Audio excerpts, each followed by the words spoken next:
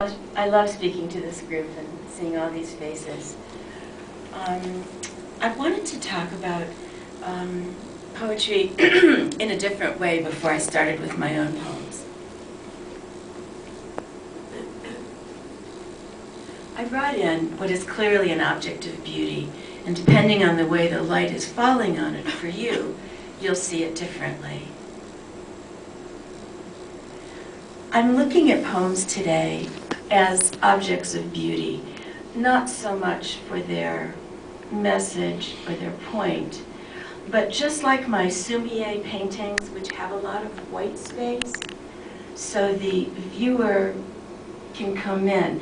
Now I've got one, I always bring this one so that people know I can really paint if I want to, because all the spaces are filled in, and sometimes people think, well, you know, that's not so hard. It's not a question of whether it's hard or not. It's just like all of us who are here today, such a beautiful reading and more to come. We're expressing who we are. We're sharing our soul. What could be better than that? But each of us are different. So Pete, if I could use you like a Vanna White to hold the painting.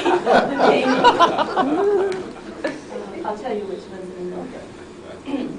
So I thought I would begin with haiku. I have a lot in common with Weston with the short poems. I was reading at the University of Maryland one time, a long time ago, and I can't remember the name he changed to. Leroy Jones, he's got a pardon me? Can't remember, but he was there the week before me, and he read these long, rolling narrative poems. So I read a very short poem, which has a very long title, Homage to 6 Men Waiting to Play in a Racquetball Tournament at the YMCA. But the poem was really short, and when I still see his face, this was at least 10 years ago, he looked up and he said, "That's it?" So Weston fooled us when he said, "Get ready for a long poem." I kind of like to tell people that my poems are short. If you would hold up this one right here.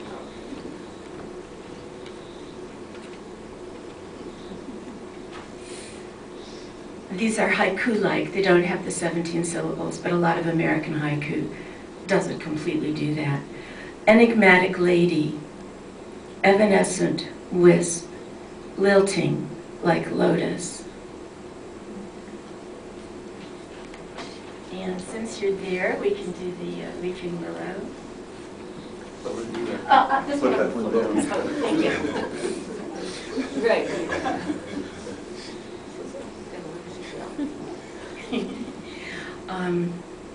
My weeping willow listens, a blanket that lets me grieve. And then that one,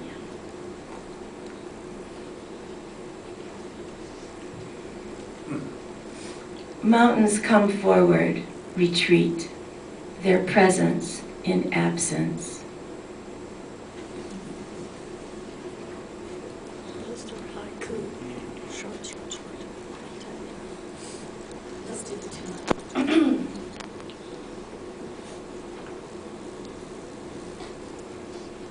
See that lovely white space?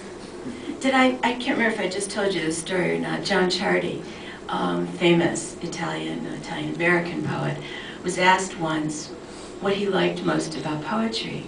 And he said, "I like the white space at the end of the line." I don't know, I like this one, so I'm looking at it a little bit. The tulip trembles, tilts, happy flower. And then that one. Thank you so much. Again, all that beautiful white space. Just the essence, that's what Sumier is. It's spelled S-U-M-I-E. It's Asian, obviously Chinese and Japanese brush paintings, but Americans, there are many of us who have formed our own way. The singing bird reaches heaven on a single branch.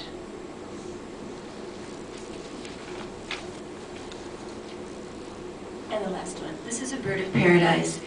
And, you know, I always feel it with the Poetry Society group. It's like magic moments, because everyone here is here, has a real presence. This is was published in the National Sumier Quarterly. It's a longer one. And I was taking a workshop, and on the second day, I was just so moved by the experience that I wrote a poem that night and then was able to read it on the third day to the group. This is what I painted there. The workshop. This is where I want to be, in this room, with birds of paradise in black vases, birds of paradise taped to walls and shining inside white mats. We are painting. It's a mess. Our palettes are brimming. Discarded papers line the floor. Half-finished leaves, stems, flowers. It is late in the afternoon of the third day. Our water is dirty. Our brushes are sticky. The instructor works the room, ease of voice, beautiful of manner. She makes colors sing and black ink vibrate. Outside, on the patio, one of our number is conducting Tai Chi. Black slacks and blouse, small black hat. She raises one knee to the water, pivoting off her left foot, balancing on her right, elbows high, hands curved. Her followers follow, clumsy chicks with big bird. Thank you.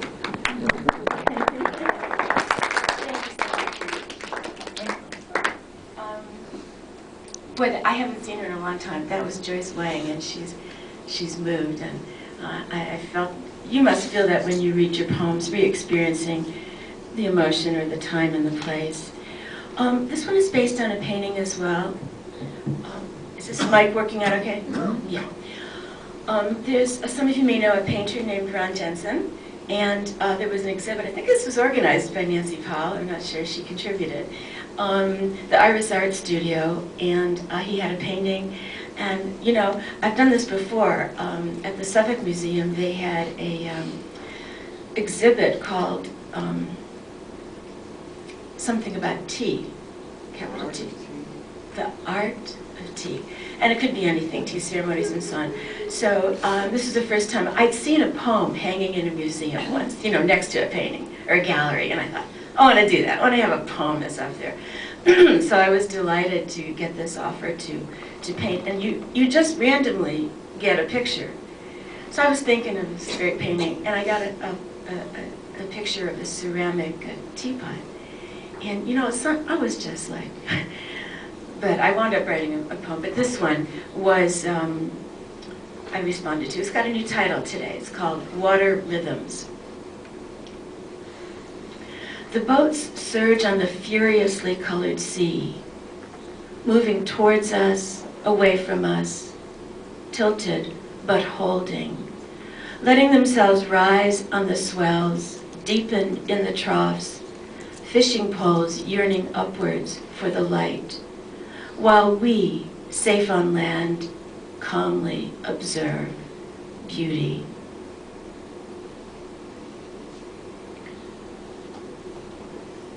I meant to read this first. I can beat you short poem. This is, I realize it's a 5-syllable poem. This was about another time. You know, this is called Marriage, but that was a long time ago. Because I would write a different kind of poem now. I want you to look at it first, okay?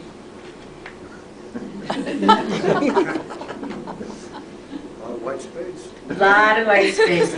And many of you know Joe Adams, who died recently, unfortunately, and Donna Robinson, and they published this book. And when I got the proofs, there was another poem on the page.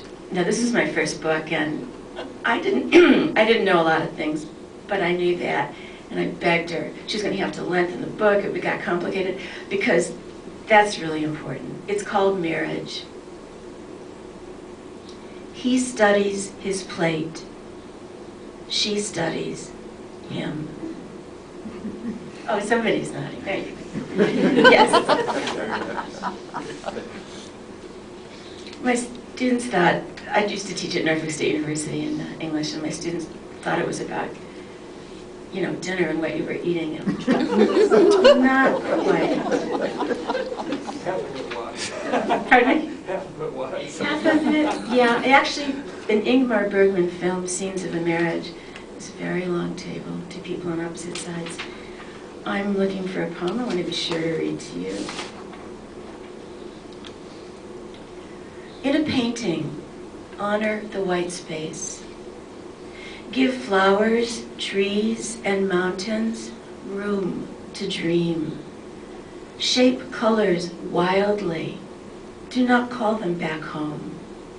When music stops for a moment, the silence still pulses. When poems pause at the end of a line, we still hear the words spoken and unspoken. So too in a painting, the objects and the viewers join together as they imagine what is there and what isn't there.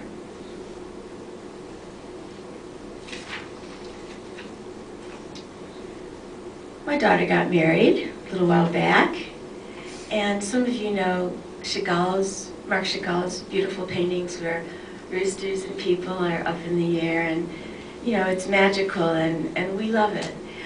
I didn't think of that before I wrote it, but afterwards I thought of Chagall. It's called I Danced at My Daughter's Wedding.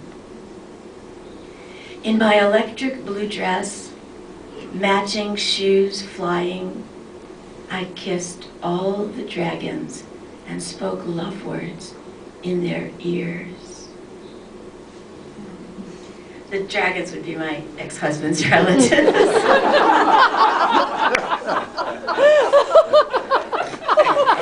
I thought about it beforehand. I thought, oh my goodness, you know, what am I going to do? What am I going to say?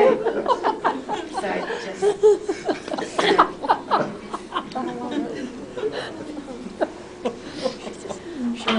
I think I'm selecting another one I hadn't counted on, but I thought I'd feel my way with the group. I was a professor of literature and English for a long time, but what I missed so much was the visual stimuli. I'm a musician, I have a piano teaching practice, and the sounds, you know, I love literature, as I'm guessing everyone does here, but it just wasn't enough. And this poem, the Torah, is the Jewish way of saying the first 5 books of the Bible. And there would be a Torah study at Ohev Shalom Temple in Norfolk. And when I used to teach at Norfolk State, sometimes my students would talk about Bible classes, and I got the idea that if everyone agreed, then everyone was happy. But for Jewish people, if you've got 12 people, you've got 13 opinions. That's the joke. And we just kind of seem to like it that way. So this is what it felt like, again, coming home from the experience and having it sort of mapped on me. I've gone many times, but this time I wrote a poem called Torah Study. On the Sabbath, in a small room, at a small table, we talk. We do not dance with our feet. Our hands are still, except perhaps to turn a page or gesture for emphasis. What we do there is look at words. They dance. They sing. They move themselves inside us until our lips are ready to speak them. So I guess it's about energy in a way.